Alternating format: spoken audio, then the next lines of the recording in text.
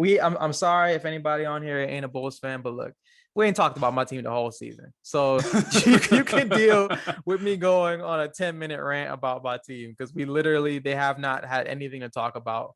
We're talking about for the entire season. We talk Knicks, we talk Hawks, we talk everybody else, every other team in the Eastern Conference, and the Bulls have gotten no love. So as a fan, I needed this. This happened. It's great. I'm excited. We're actually relevant. People are talking about us on ESPN. We might actually have more than one nationally televised game. We out here. But anyway, let's move on to some other teams, some other less exciting teams than my team. Are you sure? Are you sure? Are you sure you're done? I don't know. I might have more. I might keep going. Let me put you on game.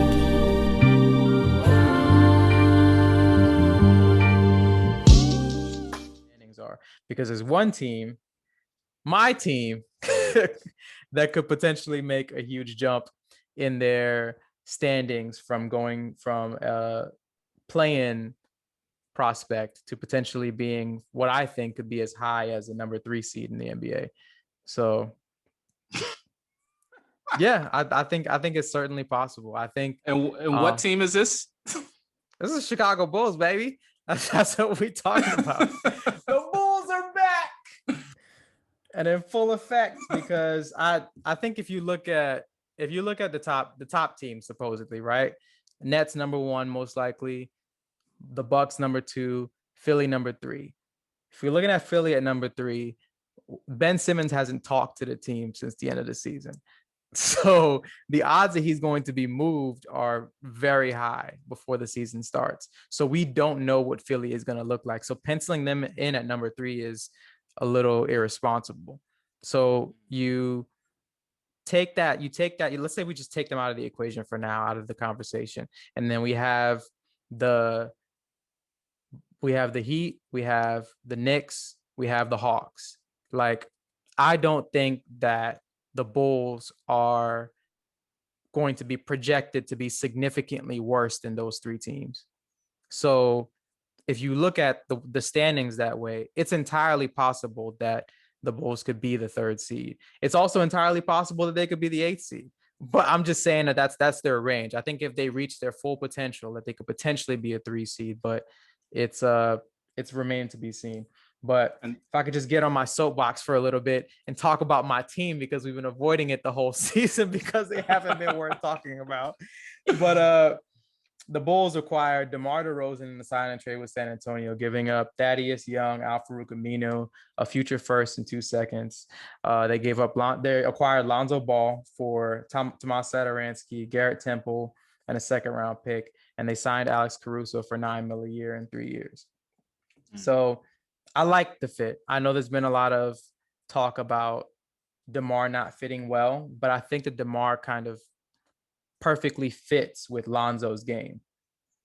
I think that if you look at Lonzo Ball, there's this conception that he is a true point guard, that he's the bring the ball up, run the offense, run pick and rolls, get everyone involved. And that's not necessarily his game. He's not necessarily a half court point guard. He's a great transition passer, but he's not a break you down off the dribble, get to the basket and kick out kind of guy.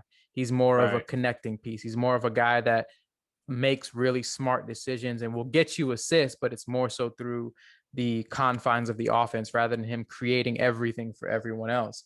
And we saw DeMar DeRozan average 7 assists a game last year as the lead creator for San Antonio. So he kind of creates this kind of symbiotic relationship where he does what Lonzo doesn't do. So if you look at the actual starting lineup, let's say the starting lineup is Lonzo, Zach, DeMar, Patrick Williams, and Vooch at the 5. Every player in the starting lineup averages at least 4 assists a game or close to it, with the exception of Patrick Williams. So everyone in the starting lineup is at least a very good passer. And then every player in the starting lineup, with the exception of DeMar DeRozan, shot close to 40% or better from 3. So that kind of gives you a lot of positional diversity where if you have DeMar and he's handling the ball, if he's not able to shoot threes, everyone else around him is. And if Patrick Williams isn't able to create, offense, everyone around him is. Even somebody like Vooch from the post is averaging almost 4 assists a game.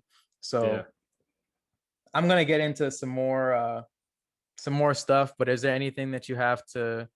How are you feeling about the Bulls deal? Because I saw you make a face like you just tasted the most sour thing in the world when I said that they were gonna potentially be a 3 seed.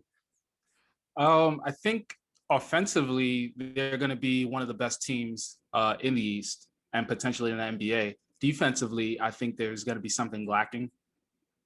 They did lose stalwarts between trades and free agency on the defensive end, like, Thaddeus Young, like Wendell, like Langford, and they don't have too much of a strong defensive identity at least on the starting lineup.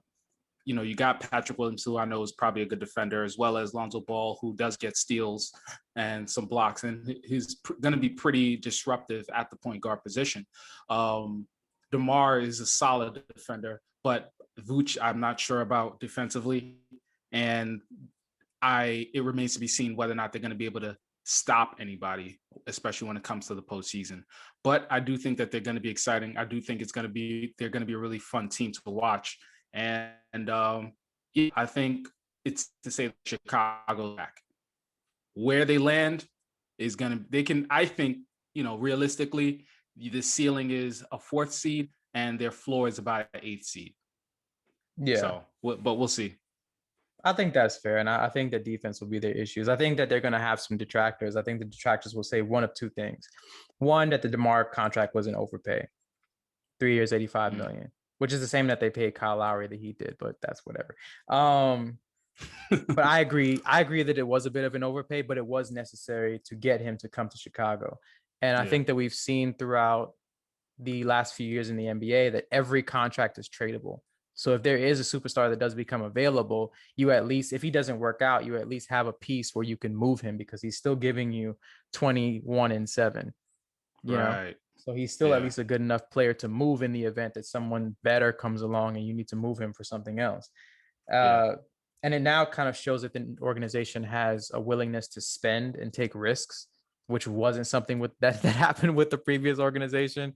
They were very risk averse and they were very cheap. So it at least shows potential suitors that they're actually willing to do what it takes to win. And I think, two, that they'll say that we gave up too much draft capital. Because I think that we gave up a lot of draft capital in the Vooch trade. We gave up some in the Thad trade. We gave up a second in the Lonzo trade. Look, fuck them kids. I don't care. Honestly, like, if you look at the last couple of years of Bulls drafts, we drafted Denzel Valentine, I want to say in 2016 with the 15th pick. We drafted Lauri Markkanen at 7. We drafted Wendell Carter at 7. We drafted Kobe White at 7. How many of those players are actually NBA starters? You know what I'm saying? Like, and I was listening to the Ryan Russillo podcast, and he was looking it up, and basically he found out that almost a third of first round picks don't make it to that second contract. Like, they don't get to the second contract in the NBA. And even fewer, if you look at like top 10 picks, like half or more don't actually re-sign with the team that drafted them. So I can see that. You can want to hold on to first round picks all you want, but the draft is such a gamble, especially when you consider that you're not drafting 4-year college players anymore. You're drafting like 19-year-olds. So it's so hard to evaluate talent. So, like, I don't care about first round picks that much if it means that it gives us a better chance to win. So, I think that they'll be a better team for sure, which is what counts to me. But I understand the reservations, but we had to do something. Zach is coming up on a contract. Like, he needs to see that we're going to be able to compete at a high level if he wants to stay. But that's my Bulls. Yeah. Okay. So that Zach contract situation is kind of interesting. Are they going to have enough to sign Zach to a supermax? Because, that's what he's going to try to demand. He may try to demand a supermax. He's already said that if he sees that the team, he understands the cap situation. Like, he's already said in another interview that he understands that there's an aspect of team building when it comes to his contract negotiation. So he understands that he may have to take a little less if it means that they can build a team. So like he's not going to forsake the chance to win for more money. Like he's gonna get his. He's only making $19 million a year right now. He's gonna get a $30 million contract, but he may not just be like, yeah, let me get 44. Because he realizes that he wants to win, and he wants to win from what Sham said. He wants to win in Chicago. Right. Because he wants to be the guy. He wants to be the number one. And on this team, he is the number one. You can say Vooch and DeMar are 2A and 2B, but Zach is number one. And if he leads this team to playoff success, he will be the guy. And I think that's what he wants more so than being the third guy on the Lakers or Clippers or whatever else. But we'll see what happens. Let's move on to some other moves. I'm sorry if anybody on here ain't a Bulls fan, but look, we ain't talked about my team the whole season. So you can deal with me going on a 10-minute rant about my team, because they have not had anything to talk about worth talking about for the entire season. We've talked Knicks, we've talked Hawks, we've talked everybody else, every other team in the Eastern Conference, and the Bulls have gotten no love. So as a fan, I needed this. This happened. It's great. I'm excited. We're actually relevant. People are talking about us on ESPN. We might actually have more than one nationally televised game. We out here. But anyway, let's move on to some other teams, some other less exciting teams than my team. Are you sure you're done? I don't know. I might have more. I might keep going. Who knows? All right.